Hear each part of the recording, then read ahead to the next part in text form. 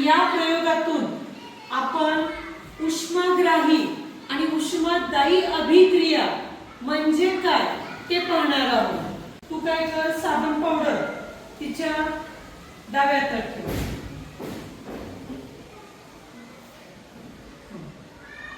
आता ही साबण पावडर मी तुझ्या डाव्या हातात ठेवली।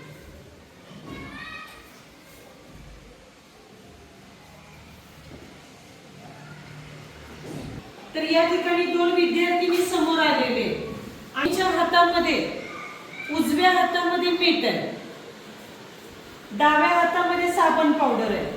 हिच्या पण उजव्या हातामध्ये मीठ आहे, डाव्या हातामध्ये साबण पावडर आहे। इथं बघा उजव्या हातामध्ये मीठ आहे, डाव्या हातामध्ये साबण पावडर। इथं देखील तसंच आहे, उजव्या हातामध्ये मीठ, डाव्या हातामध्ये साबण पावडर आहे। मी आता काय करते बघा, त्यांच्या हातावरती पाण्याचे काही थेंब सोडते। थोडासा हात असा करा की पाणी गळून जाणार नाही, पाण्याचे थेंब सोडते। बारकाईनं कृती काय करायची, अनुभवायचे। तुझ्या उजव्या हातामध्ये काय आहे, डाव्या हातामध्ये काय आहे,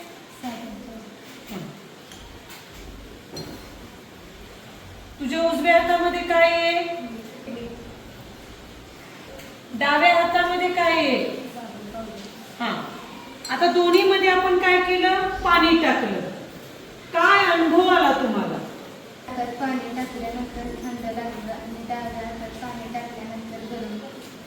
तुलाही तोच अनुभव आला का? तुझा अनुभव सर्वांना सांग। उजव्या हातात पाणी टाकल्यावर थंड लागलं आणि डाव्या हातात पाणी टाकल्यावर गरम। बघा ना, आणखी एक कोणीतरी या इकडं। खरंच इथं हाताला थंड गरम दोन्हीचा अनुभव घेता येतोय का? बघा इकडं तुझ्या इथं खरंच गार लागतंय का, इथं गरम लागतंय का? एकदा तू काय कर, अनुभव घे, त्यांच्या हाताला स्पर्श कर। हा, काय जाणवलं तुला?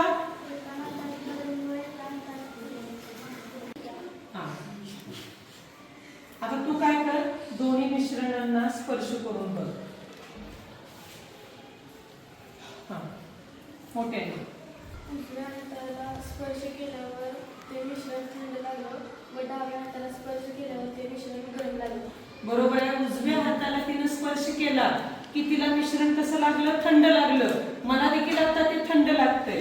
आणि डाव्या हाताला स्पर्श केला की मिश्रण काय लागलं, गरम लागलं। आता तुम्ही देखील सर्वांनी हा प्रयोग करायचा आहे।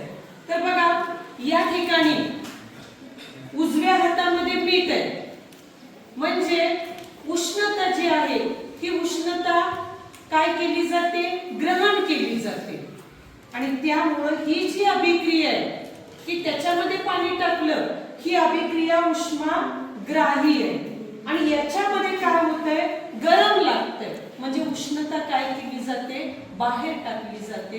ही जी अभिक्रिया आहे ती उष्मादायी अभिक्रिया आहे। विषयक शालेय शैक्षणिक व्हिडिओ, विज्ञान प्रयोग आणि शालेय उपक्रम नियमित पाहण्यासाठी माझ्या विजया जाधव या यूट्यूब चॅनेलला लाईक, शेअर आणि सबस्क्राईब करा। धन्यवाद।